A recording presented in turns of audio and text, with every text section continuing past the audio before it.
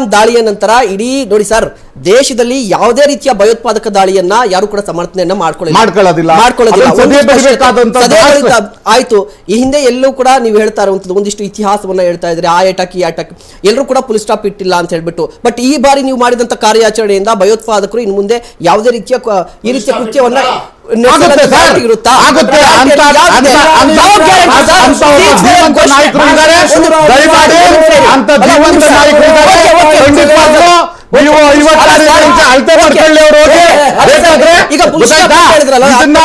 ನಾನು ಖಂಡಿಸ್ತೇನೆ.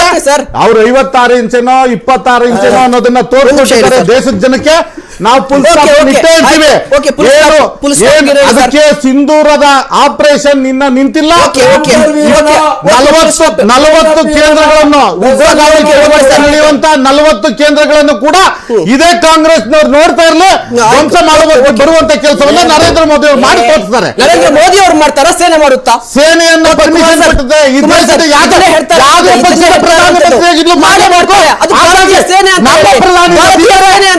ಪ್ರಧಾನಿ ಭಾರತೀಯ ಸೈನಿಕರಿಗೆ ಎಲ್ಲ ಬೆಂಬಲವನ್ನು ಭಾರತೀಯ ಜನತಾ ಪಕ್ಷ ಕೊಟ್ಟಿದ್ದಾರೆ. ನಮ್ಮ ಮೋದಿ ಅವರು ಕೊಟ್ಟಿದ್ದಾರೆ.